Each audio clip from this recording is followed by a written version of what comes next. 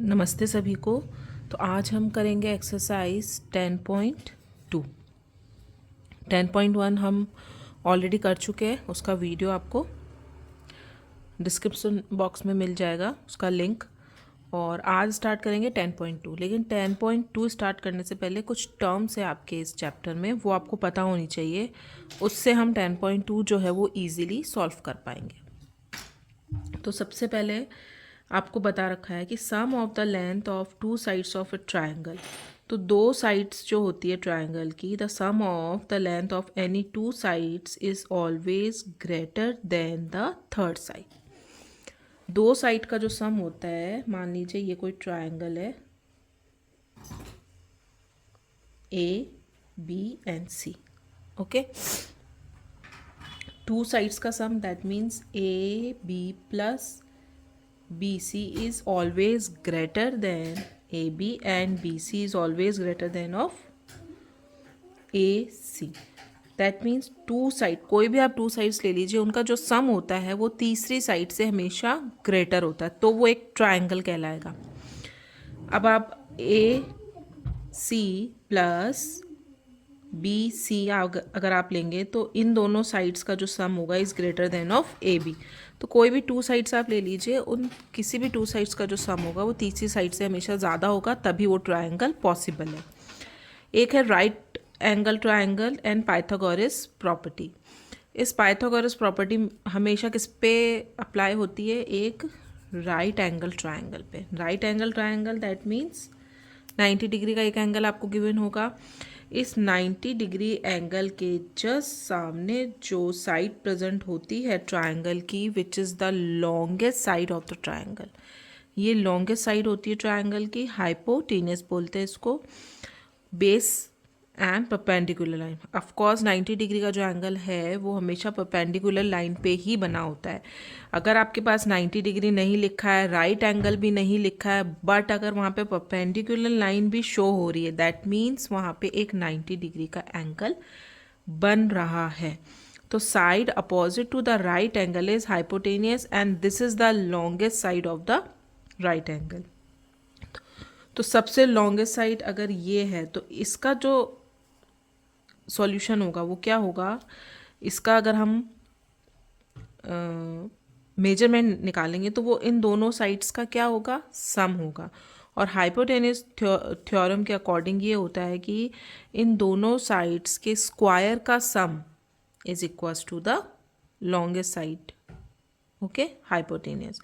The square of the hypotenuse is always equals to the sum of the square of the other two sides. जो भी दो other sides हैं उनके square के सम के equal होता है क्या? हाइपोटेनियस का स्क्वायर।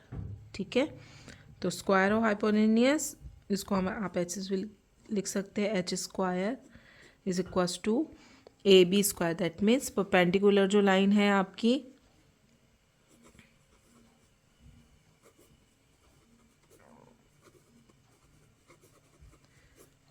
परपेंडिकुलर लाइन का स्क्वायर प्लस BC आपका है बेस और इसका स्क्वायर, तो इन सब का स्क्वायर क्या होता है? हाइपोटेन्यूज। तो इससे रिगार्डिंग ही आपकी सारी 10.2 है। तो let's start our exercise 10.2। Exercise 10.2 का फर्स्ट क्वेश्चन आपको गिवन है, is it possible to have a triangle with the following sides. कुछ साइड्स आपको गिवन है और आपको बताना है कि इन साइड से कोई ट्रायंगल पॉसिबल है या नहीं है। तो सबसे पहले हम लिखते हैं, जैसे कि एक ट्रायंगल है आपके पास 6, 8 और 9, किसी को भी आप रैंडमली कोई भी मेजरमेंट दे दीजिए। अब हमने जो फर्स्ट रूल पढ़ा था कि टू साइड्स का जो सम होता है is greater than of the third side.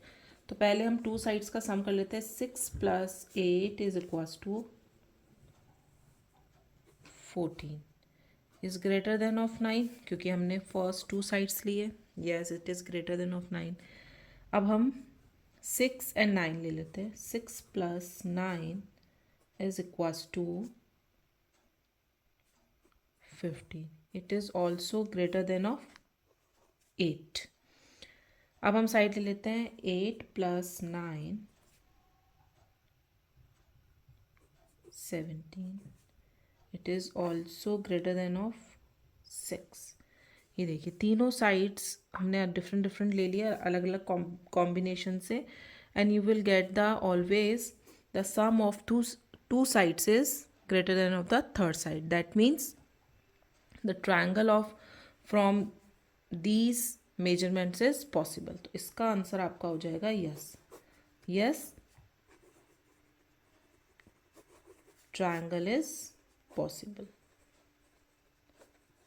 Okay, अब हम करते हैं बी. बी में आपको गिवन है कुछ साइड्स गिवन है 5, 12 एंड 18. तो सबसे पहले हम ले लेते हैं 5 + 12 is equals to 17. 70 is greater than of 18? No, it is not greater than of 18. तो जब फर्स्ट अटैम्प्ट में हमको ये पता चल गया है कि दो साइड्स का जो सम है वो तीसरी साइड से क्या आ रहा है, कम आ रहा है. That means the triangle of from these measurements is not possible. तो इसका आंसर आपका हो जाएगा no. Triangle is not possible. Okay, C part आपको गिवन है. इसमें आपको तीनों साइड्स की measurement 1 centimetre, 1 centimetre and 1 centimetre दे रखी. तो फर्स्ट 2 ले लेते हैं. 1 + 1 is equals to 2 is greater than of 1. अब आप कोई भी कॉम्बिनेशन लेंगे आपके पास रिजल्ट यही आने वाला है. That means answer is yes. Yes, triangle is possible. Okay, next D part में आपको गिवन है 3 मेजरमेंट्स. पहले हम फर्स्ट 2 ले लेते हैं. 3 + 4 equals to 7 is greater than of 5. अब हम 5 एंड 4 ले लेते हैं. 9 is greater than of 3 and एक कॉम्बिनेशन में लेते हैं 5 + 3 का. 8 is greater than of 4. Okay, तो तीनों कॉम्बिनेशन में जो आपका सम है of two side is greater than, that means triangle is possible. Yes, triangle is possible. Now coming to the next question. So the question number 2 आपको given है. We know in a triangle sum of any 2 sides is greater than the third side. ये हमने अभी prove किया कि 2 sides का जो सम होता है वो थर्ड साइड से ज़्यादा होता है. Is the sum of any 2 angles of triangle also greater than the third angle. अब ये पूछ रहे हैं कि 2 एंगल्स का सम भी क्या तीसरे एंगल से बड़ा होता है. Is it possible?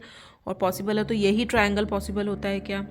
जस्टिफाई और कॉन्ट्राडिक्ट विथ एन एग्जाम्पल. पहले आपको जस्टिफाई करना है कि अगर है तो ऐसा क्यों है, और कॉन्ट्राडिक्ट अगर हो रहा है तो क्यों हो रहा है उसका एग्जाम्पल लेना. तो इसमें आपको सिर्फ और सिर्फ समझने की ज़रूरत है. इससे रिलेटेड कोई भी क्वेश्चन एग्जाम में नहीं आएगा. ये आपको सिर्फ समझना है कि ऐसा होता है या नहीं होता है. तो फर्स्ट का पहले क्या आंसर हम देते हैं कि 2 एंगल्स का जो सम होता है वो थर्ड एंगल से ज़्यादा होता है. Yes, the sum of any 2 angles of a triangle is always greater than the third angle. Okay, तीसरे एंगल से ज़्यादा होता है. क्योंकि ट्राइंगल जब हमने पढ़ी थी प्रॉपर्टीज तो हमें पता था कि sum of all the interior angles of triangle is 180 degree होता है. In a triangle sum of all 3 angles is always 180 degree. So if we take any 2 angles of a triangle their sum must be less than of 180. तो 2 का सम कितना होना चाहिए, 180 से कम ही होना चाहिए उनका. and therefore their sum will always be greater than the third angle. तो of course अगर उन दोनों का सम 180 से तो कम है तो उन दोनों का मिला के जो होगा वो थर्ड एंगल से क्या होगा, ज़्यादा होगा. इसके लिए हमने एग्जांपल लिया है. अगर हम कोई एंगल लेते हैं, कोई ट्रायंगल लेते हैं जिसके एक एंगल का मेजरमेंट है 50 डिग्री, एंगल बी का है 60 डिग्री और एंगल सी का गिवन है आपको 70 डिग्री. तो let's check sum of the two angles. तो सबसे पहले हम angle A plus angle B करते हैं 50 degree plus 60 degree, you will get 110 degree which is greater than of 70। अब हम करते हैं angle A plus angle C 50 plus 70 and you will get 120 which is also is greater than of 60. Now we will take angle B plus angle C which is 60 degree plus 70 degree and you will get 130 which is also a greater than of 50 degree. So in this case that means a acute triangle, we can say that, because all angles are less than of 90 degree. So in case of acute angle triangle this is true. Okay, and the second condition आपको given है, conclusion क्या निकालते हैं हम इससे? So the sum of any two angles of a triangle is always greater than the third angle से ज़्यादा होता है, and this holds true for all the triangles. All the triangles means acute angle triangle and right angle triangle. Right angle triangle में one angle is 90 degree and other will be can be a 45 45 30 40 can be anything. तो वो क्या होंगे, दो angles का जो सम होगा वो थर्ड एंगल से या तो इक्वल हो सकता है या उससे ज़्यादा ही होगा। ठीक है, तो ये एक्यूट एंगल ट्रायंगल और राइट एंगल ट्रायंगल के लिए तो ये स्टेटमेंट ट्रू है, बट कॉन्ट्राडिक्ट कहाँ करता है ये स्टेटमेंट कॉन्ट्राडिक्ट करता है in case of obtuse angle triangle. Obtuse angle triangle में one angle is always greater than of 90 degree. ठीक है, 90 डिग्री से अगर आपका एंगल ज़्यादा आ रहा है तो आपका ये जो स्टेटमेंट है वो कॉन्ट्राडिक्ट कर जाएगा। उसका एग्जाम्पल हमने लिया है, हमने एक एंगल लिया है 40 डिग्री का, एक 40 डिग्री का angle B, and angle C is also angle C is 100 degree that means this is a greater than of 90। तो हम सम करते हैं angle A plus B is equals to 80 degree which is less than of third one angle C 100 से। Angle A plus C which is 40 degree plus 100 is 140.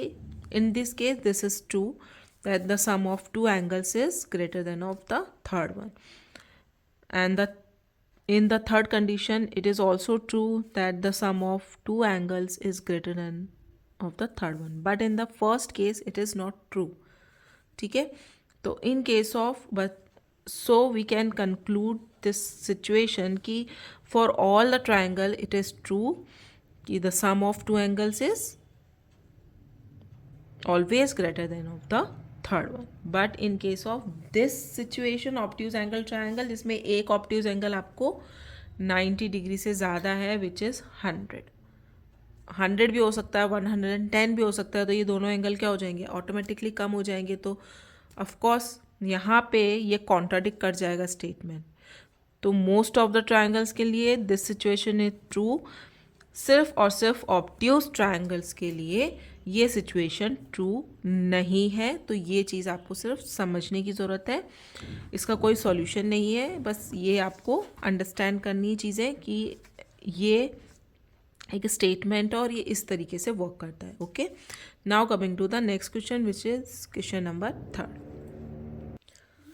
Question number 3 आपको given है, in triangle P Q R P S is the median. P S क्या है, आपका median है of the triangle. Which one of the following is always true. कौन सा इसमें statement, आपको कुछ स्टेटमेंट गिवन है ए बी एंड सी, इसमें से आपको बताना है कि कौन से स्टेटमेंट ऑलवेज ट्रू होंगे, हमेशा सही होंगे। तो इसको सॉल्व करने के लिए हम सबसे पहले तो ट्रायंगल ले लेते हैं। ठीक है, आपको मीडियन है और मीडियन का मतलब ये होता है कि इसने जो साइड अपोजिट वर्टेक्स ने अपोजिट साइड को बिल्कुल बीच में से कट किया, दैट मीन्स यहाँ ये वाली लाइन और ये वाली लाइन क्या है, इक्वल है। तो हमारे पास फर्स्ट हम ट्रायंगल ले लेते हैं P Q S, triangle P Q S. Okay, इन पी क्यू एस में sum of two sides P Q plus QS is equals to greater than of PS. PQS में इन टू साइड्स का जो सम होगा PQ plus QS is always greater than of PS. Okay, ये तो आई हमारे पास equation 1. अब हम ट्रायंगल लेते हैं PS एंड R. ओके, तो इसमें क्या हो जाएगा, इसमें हम लिख सकते हैं PR plus RS is always greater than of PS. PS median है इसलिए मैंने इसको कॉमन रखा है. और आप क्वेश्चन में भी देखिए आपकी इक्वस टू के इधर क्या आ रहा है, मतलब ग्रेटर देन के इधर क्या आ रहा है, PS ही दे रखा है. हर सिचुएशन में आपको PS दे रखा है. तो ऑलवेज ट्राई कि जो आपको लेस देन में गिवन है वो आप लेस देन में ही लिखें, कॉमन लें. तो हमने लिया PR प्लस RS का जो सम है, sum of two sides is always greater than of the third one. PS का ग्रेटर देन होगा. तो हम क्या करते हैं, दोनों इक्वेशन को ऐड कर देते हैं. Adding equation 1 and equation 2. तो जो ग्रेटर देन के इधर है वो एक साथ प्लस हो जाएंगे और जो ग्रेटर देन के लेस देन के उधर है वो एक साथ प्लस हो जाएगा. तो PQ plus QS plus PR plus RS is greater than of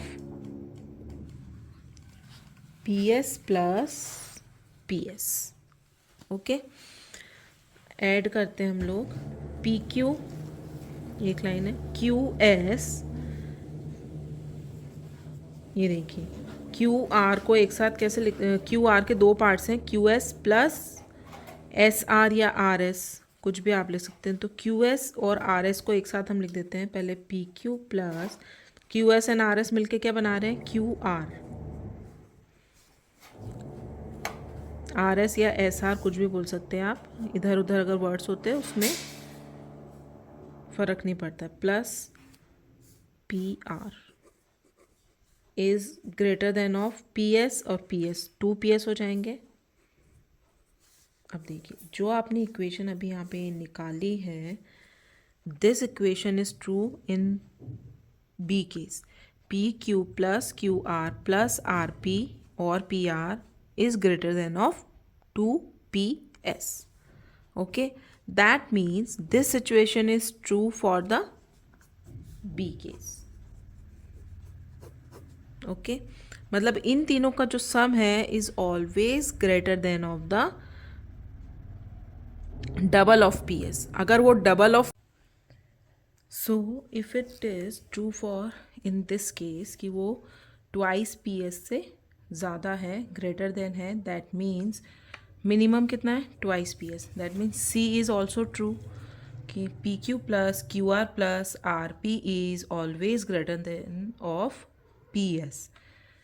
क्योंकि कोई चीज़ अगर 2 से ज़्यादा है तो वो किससे ज़्यादा होगी, 1 से भी ज़्यादा ही होगी. ठीक है, that's why B and C is true and A is not true, because यहाँ पे आपको गिवन है कि PQ plus QR plus RP is greater than of 3PS. 3PS से कैसे ग्रेटर देन हो सकता है जब आपका मिनिमम ही 2PS आ रहा है. Okay, so here is question number 3 has been completed. Now coming to the next question.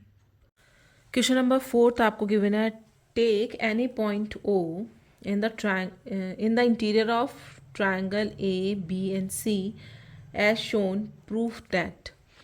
एक ट्रायंगल आपको गिवन है, कोई भी पॉइंट O जो है इसका इंटीरियर में ले रखा है और आपको कुछ गिवन है स्टेटमेंट, वो आपको बताने ट्रू है या फॉल्स है. तो फर्स्ट स्टेटमेंट आपको गिवन है AO plus BO okay is greater than of AB. This AO plus BO is greater than of the AB. Yes, true, because the sum of two sides is always greater than of the third one. So in this case this is a true statement. Okay, in this triangle. Triangle कौन सा है ये? A B O. ठीक है, in case of triangle A B O, this statement is true because the sum of two sides is always greater than of the third one. अब B statement आपको given है A B plus B C plus C A B plus B C plus C A जो है is less than of, ये कम है, तीनों sides का जो सम है is less than of twice of A O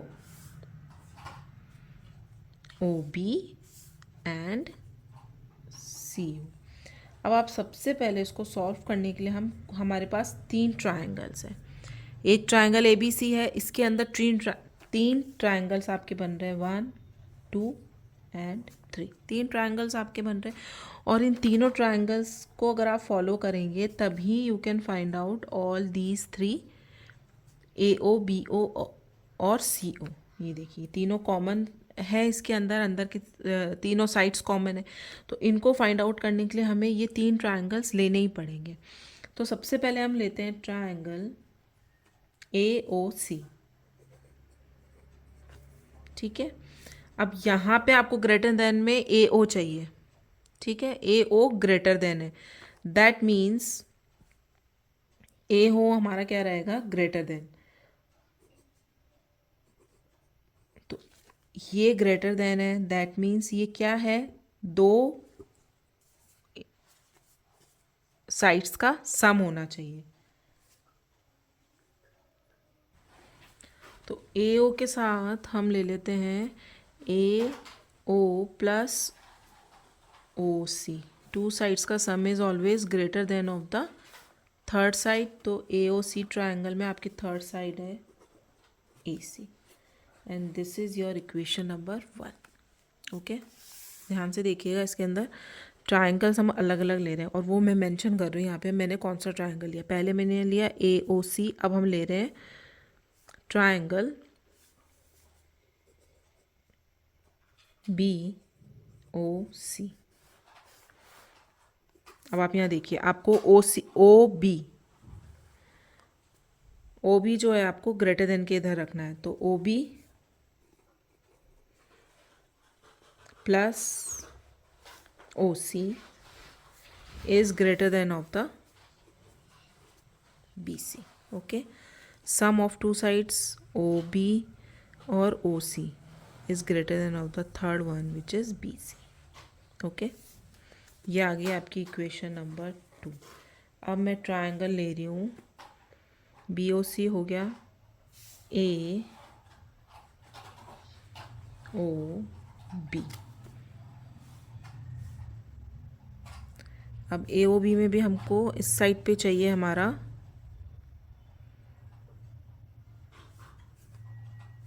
A be less than पर है,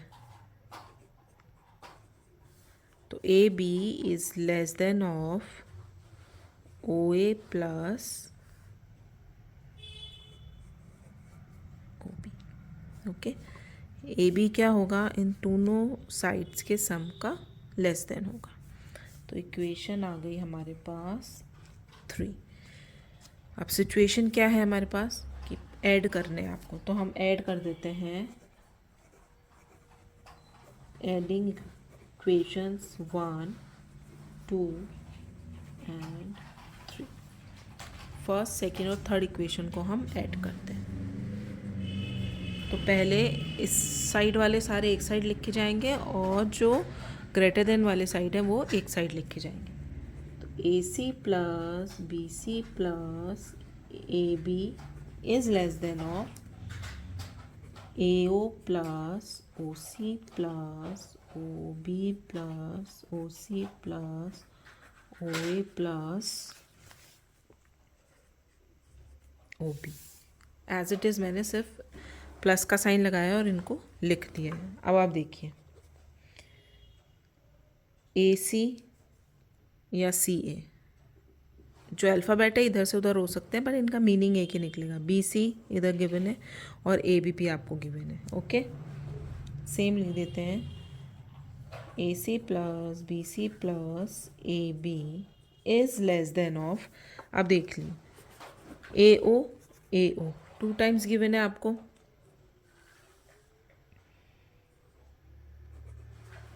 ओ ए या ए ओ जो भी है आप लिख सकते हैं 2AO, ओ C plus 2OC plus 2OB, इन सबको मैंने ऐड कर दिया है।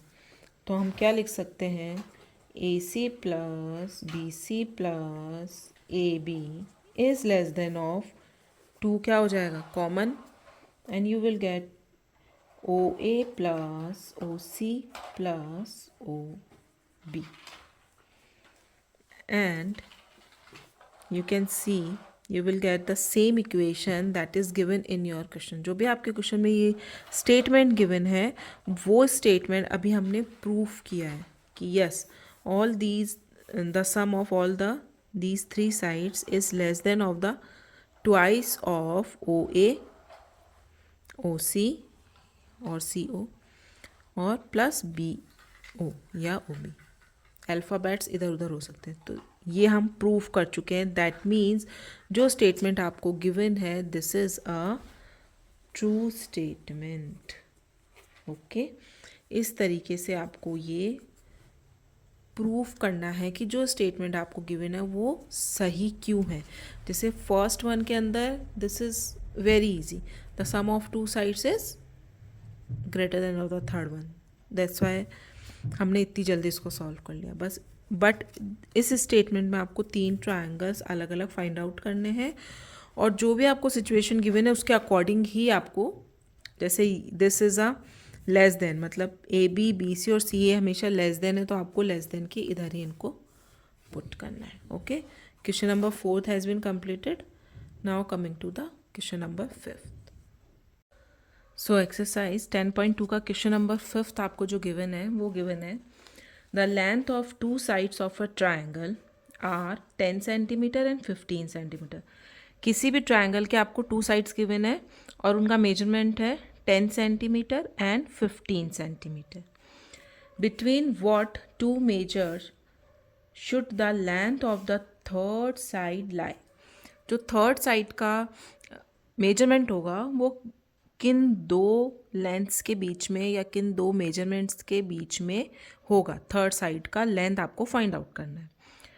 तो इसमें भी आपको कैलकुलेशन बहुत कम होगी, आपको 2 नंबर्स बताने हैं जिनके बीच में थर्ड साइड की जो लेंथ है वो हो सकती है। तो as we know that sum of the lengths of any 2 sides must be greater than the length of the third side. 2 sides का जो सम होता है वो थर्ड साइड से क्या होना चाहिए, ग्रेटर देन होना चाहिए। और ये हम पहले पढ़ चुके हैं।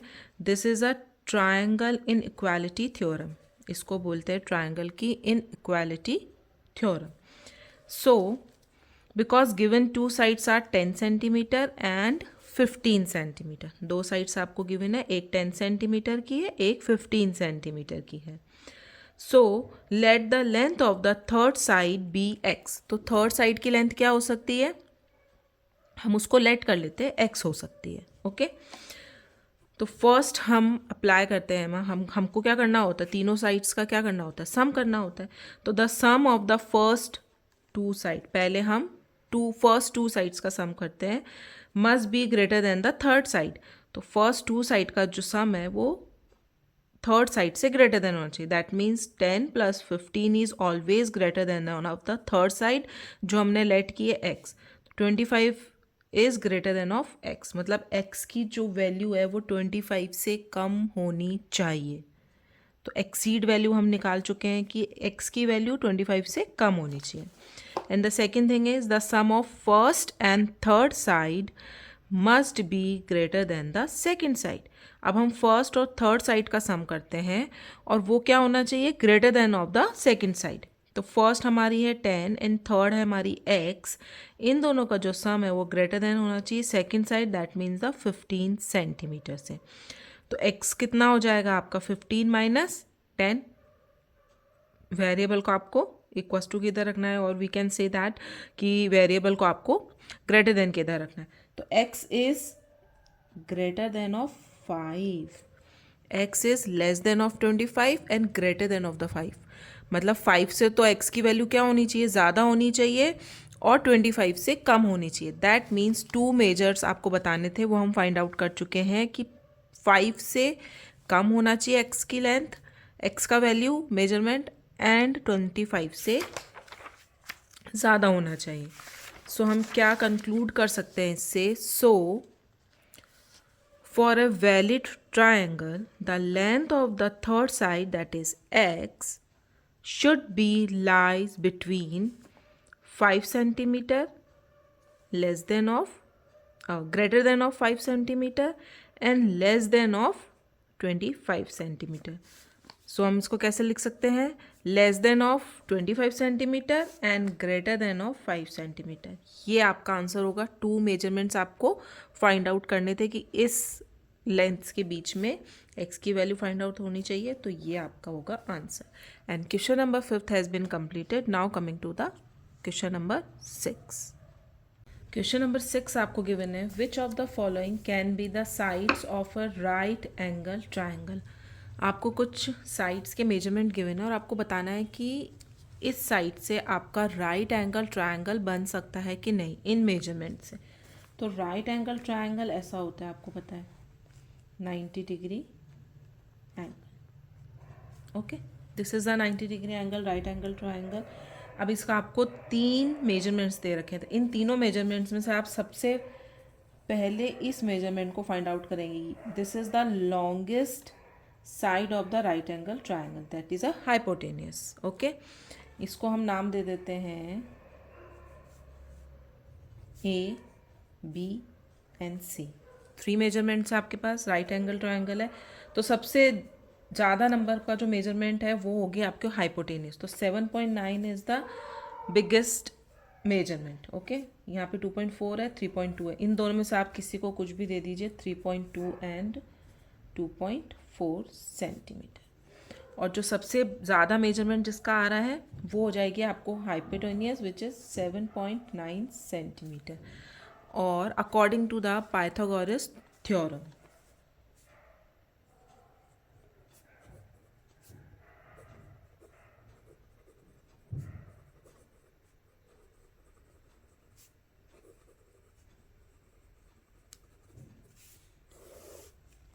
अकॉर्डिंग टू पाइथागोरस थ्योरम के अकॉर्डिंग क्या है, C square that is hypotenuse is equals to the sum of square of both the other sides, sum of the square of the both the other side which is A square and B square. ये हमने इनको नाम दिया है sides को। तो सी square अभी हमने देखा 7.9 का स्क्वायर, वैल्यूज़ आपको पुट करनी है एज इट इज़। ए हमने लिया है 2.4 का स्क्वायर एंड प्लस बी हमने लिया है 3.2 का स्क्वायर। तो 7.9 का सबसे पहले हम स्क्वायर फाइंड आउट करते हैं। तो यहाँ पे हम लोग रफ वर्क कर लेते हैं। 7.9 को 7.9 से मल्टीप्लाई कर लीजिए, स्क्वायर का मतलब यही होता है। 9 9 ज़ा 81 कैरी 8, 9 7 ज़ा 63, 63 में आप 8 जोड़िए, यू विल गेट 71। ओके, 9 7 ज़ा अगेन 63 कैरी 6, 7 7 ज़ा 49, 49 में आप 6 ऐड कीजिए, you will gate 55।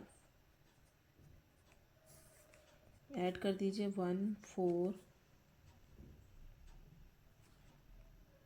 7 and 5 12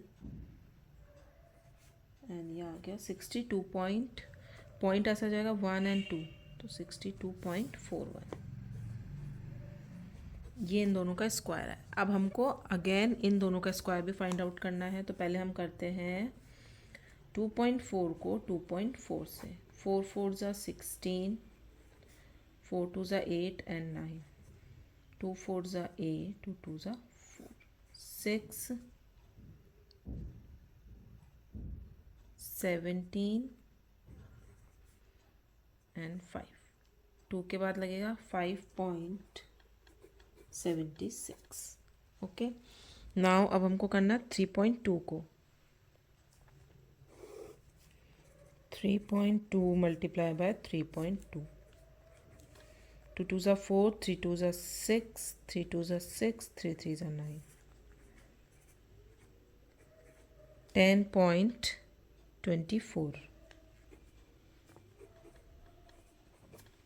okay, ये हमने इनके स्क्वायर फाइंड आउट कर लिया, मतलब नंबर को 2 बार आपको मल्टीप्लाई करना है। एडिशन करते हैं 10.24 और 5.76 का, you will gate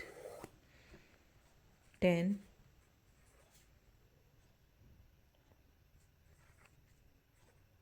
10 5 and 1 6 and 1 16.00, और यहाँ आ रहा आपके पास 62.41 which is not equal. LHS is not equals to RHS. That means the right angle triangle is not possible by this measurements. Okay, so LHS is not equals to RHS. हम लिख सकते हैं right angled triangle is not possible, and this is your final statement and your answer. Now coming to the B part. B part में भी आपको same करना है, जो सबसे लॉन्गेस्ट आपका साइड है वो आपको आइडेंटिफाई करनी है। यहाँ 1.6 है, यहाँ पे 3.0 है और यहाँ पे 3.4 है। दैट मीन्स सबसे लॉन्गेस्ट आपकी क्या हो जाएगी 3.4। ओके, ये हाइपोटेनियस है। हाइपोटेनियस मतलब C square equals to A square plus B square, जो पाइथागोरस हमारी थ्योरम थी। अकॉर्डिंग टू डैट हम लोग चलते सी स्क्वायर, दैट मीन्स 3.4 का स्क्वायर, ए स्क्वायर हम ले लेते हैं 1.6 एंड 3.0 का स्क्वायर। सॉल्व करते हैं, 3.4 को 3.4 से मल्टीप्लाई करते हैं। 4 4 ज़ा 16, कैरी 1, 4 3 ज़ा 12 एंड 1 13, 3 4 ज़ा 12, कैरी 1, 3 3 ज़ा 9 and 1 10, 6 5 1 1, you will get 11.56।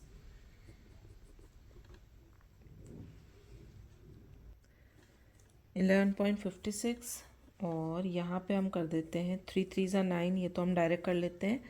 1.6 का आपको निकालना है स्क्वायर। 1.6 को 1.6 से मल्टीप्लाई करते हैं। 6 6 ज़ा 36, कैरी 3 6 9 6 एंड 1 5, 15 का 5, कैरी 1 2, तो ये हो जाएगा 1 2 2.56। ओके, ये आया आपके पास 2.56। ऐड कर देते हैं इनको। यहाँ पे 11.56 इज इक्वल्स टू 2.56 में आपको ऐड करना है 9.00, you will gate 0.56 10 11।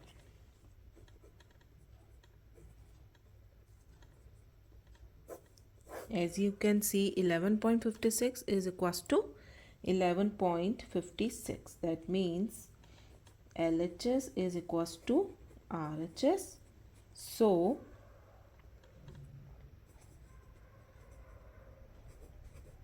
right angled triangle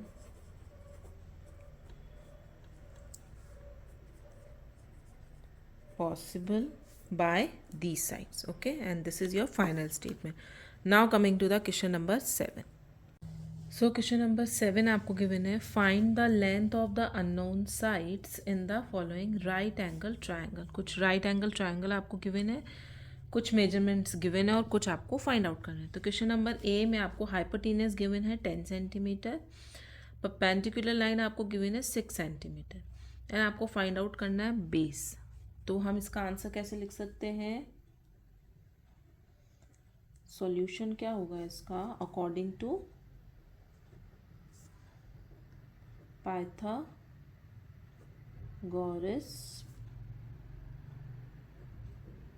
property. हम फॉलो करेंगे हमारी Pythagoras property because right angle triangle में आपको हमेशा पाइथागोरस थ्योरम से ही इसको सॉल्व करना है। और पाइथागोरस थ्योरम क्या बोलती है, हाइपोटेनियस का स्क्वायर इज इक्वल्स टू आपके बेस का square plus perpendicular line side का स्क्वायर। ओके, तो इसमें आपको वैल्यूज़ पुट करनी है सीधे से। हाइपोटेनस आपको दे रखा है, हाँ 10 का square is equals to base आपको फाइंड आउट करना है विच इज़ एक्स स्क्वायर, और परपेंडिकुलर लाइन आपको गिवन है 6 का स्क्वायर। तो सबसे पहले इन सब के स्क्वायर्स हम लोग लिख लेते हैं। यू विल गेट 100, 10 का स्क्वायर 100 होता है, equals to x square as it is plus 36, 6 का स्क्वायर इज़ अ 36। अब आपको x फाइंड आउट करना है, तो x को आप क्या कीजिए एज इट इज़ यहीं रखे रहने दीजिए, और 36 को 100 के पास मूव करेंगे, it will be change in the minus sign. तो 100 minus 36 is equals to x square, and you will get 100 में से 36 जाएंगे तो you will get 64 equals to x square. अब बेसिकली आपको क्या फाइंड आउट करना है, आपको स्क्वायर रूट फाइंड आउट करना है, क्योंकि x square is not your answer, आपका आंसर होगा एक्स की वैल्यू फाइंड आउट करनी है आपको। ठीक है, तो स्क्वायर रूट कैसे फाइंड आउट करते हैं, स्क्वायर रूट फाइंड आउट करने के लिए आपको जो भी आपके पास डिजिट आई है उसका आप फैक्टर्स फाइंड आउट कर लीजिए। आपको फाइंड आउट करना है एलसीएम, लोएस्ट कॉमन फैक्टर। तो पहले हम इसके फैक्टर्स फाइंड आउट करते हैं। 2 का चला जाएगा, 2 3 ज़ा 6, 2 2 ज़ा 4, अगेन 2 का, 2 1 ज़ा 2, 2 6 ज़ा 12, अगेन 2 का, 2 8 ज़ा 16, 2 4 ज़ा 8 एंड 2 2 ज़ा 4। और ये फैक्टर्स आप 5th स्टैंडर्ड से फाइंड आउट करते आ रहे हैं, तो इसमें समझाने वाली कोई चीज़ नहीं है। आपने 64 के फैक्टर्स फाइंड आउट किए। 64 के फैक्टर्स आए हैं आपके पास 2 मल्टीप्लाई बाय 2, 1 2 3 4 5 6 टाइम्स। ओके, तो इनके आप क्या बना लीजिए, पेयर्स बना लीजिए। कॉमन कॉमन निकालना है आपको, जितने पेयर्स बनेंगे उसको 1 टाइम लिख लीजिए। 2 multiply by 2 multiply by 2, least common factor बोला जाता है इसको, एलसीएम, विच इज़ 2 2 ज़ा 4, 4 2 ज़ा 8। तो हम स्क्वायर रूट फाइंड आउट किया 64 का विच इज़ 8, और स्क्वायर रूट आप फाइंड आउट कर चुके हैं, तो आप लिख सकते हैं x equals to 8 centimetre, and this is your answer. So x की वैल्यू हमने फाइंड आउट की है 8 centimetre. Now coming to the B part. B part में आपको ये वाला राइट ट्रायंगल गिवन है, उसमें आपको x फाइंड आउट करना है। दैट मीन्स आपको हाइपोटेनियस फाइंड आउट करना है अकॉर्डिंग टू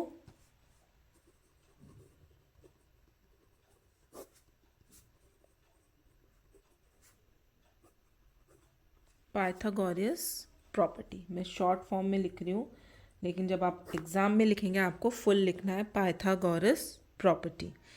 और क्या होता है, H square is equals to base का स्क्वायर प्लस परपेंडिकुलर का स्क्वायर। आपको वैल्यूज़ पुट करनी है। एच स्क्वायर की जगह हम लिख सकते हैं हाइपोटेनियस हमारे पास एक्स का square is equals to base 8 का स्क्वायर प्लस परपेंडिकुलर लाइन 15 का square. Okay, so x square is equals to 8 8 ज़ा 64 प्लस 15 का स्क्वायर आप कैसे फाइंड आउट करेंगे, 15 को 15 से मल्टीप्लाई करके, तो उसका मल्टीप्लिकेशन आपके पास आएगा 225। दोनों को ऐड करते हैं तो एक्स स्क्वायर इक्वल्स टू 225 और 64 को आप प्लस कर दीजिए 9 289। अगेन आपके पास क्या आ गया है, स्क्वायर रूट फाइंड आउट करना है। स्क्वायर रूट हम लोग फाइंड आउट कर लेते हैं 289 का। हम इसके फैक्टर्स निकालते हैं। ओके, तो इसमें सबसे पहले किसका डिवाइड जाएगा, तो देखिए इसमें 2 का डिवाइड नहीं जाएगा, 3 का इसमें डिवाइड नहीं जाएगा। ये आपको कैसे निकाल, डिवाइजिबिलिटी टेस्ट जो आप पहले पढ़ चुके हैं उससे आप फाइंड आउट कर सकते हैं। 2 3 4 5 6 7 इसमें किसी का भी डिवाइड नहीं जाने वाला है, तो जिसमें कंप्लीट डिवाइड जाएगा उसी से आपको इसको डिवाइड करना है। तो इसमें जाएगा 17 का डिवाइड। वो हमने कैसे फाइंड आउट किया, देखिए 7 7 ज़ा 49 आता है, मतलब आपको वंस प्लेस पे क्या चाहिए, 9 चाहिए। और वो 7 7 ज़ा में ही आता है, डैट मीन्स 7 की टेबल में आता है। तो 7 के बाद आप डायरेक्ट किस पे जंप कर सकते हैं, 17 पे। तो 17 का 289 में जो डिवाइड जाता है वो जाता है 17 टाइम्स, और 17 का 17 में 1 टाइम्स। तो आपको क्या मिला, 17 multiply by 17। Least common factor क्या होगा, 17। तो ये वाला जो पोर्शन आप रफ में कंप्लीट कर सकते हैं एग्जाम में। So you will get x equals to 17 centimetre and this is your answer. Okay, now coming to the C part. So C part में आपको ये फिगर गिवन है, इसमें आपको क्या फाइंड आउट करना है, परपेंडिकुलर लाइन फाइंड आउट करनी है। So according to Pythagoras property, h square is equals to b square base plus p square perpendicular line का स्क्वायर। ठीक है, आप जितनी बार क्वेश्चन सॉल्व करेंगे आप ये फॉर्मूला लिखेंगे, आपको ऑटोमेटिकली ये याद हो जाएगा। एच स्क्वायर की जगह एच स्क्वायर की वैल्यू लिखिए 15 का स्क्वायर इक्वल्स टू बेस है आपके पास 12 का स्क्वायर प्लस पी की जगह आप लिख सकते हैं एक्स स्क्वायर। तो 15 का स्क्वायर इज़ 225 एंड 12 का स्क्वायर इज़ 144 प्लस एक्स का स्क्वायर। अगेन आपको एक्स स्क्वायर फाइंड आउट करना है, तो आप क्या करेंगे, 225 के पास ले जाएंगे 144 को, एंड एक्स स्क्वायर आप इक्वल्स टू के इधर ही रहने दीजिए। यू विल गेट 225 में से 144 माइनस करेंगे 81, you will get 81। Okay, square root find out करना है, 81 के फैक्टर्स निकालिए। 81 के अंदर पहले हम 3 का दे देते हैं, 3 2 ज़ा 6, 3 7 ज़ा 21। अगेन 3 का चला जाएगा, 3 9 ज़ा 27, 3 का चला जाएगा। ओके, तो यू आर गेटिंग, आपको मिल रहा है 3 4 टाइम्स। तो least common factor is, pair sum बनाएंगे 3 multiply by 3 that is 9। Okay, so your answer is 9 centimetre of X. तो एक्स की वैल्यू आई आपके पास 9 centimetre and this is your answer. So question number 6 has been completed. Now coming to the next question, question number 7, sorry, question number 7 has been completed. Now coming to the question number 8.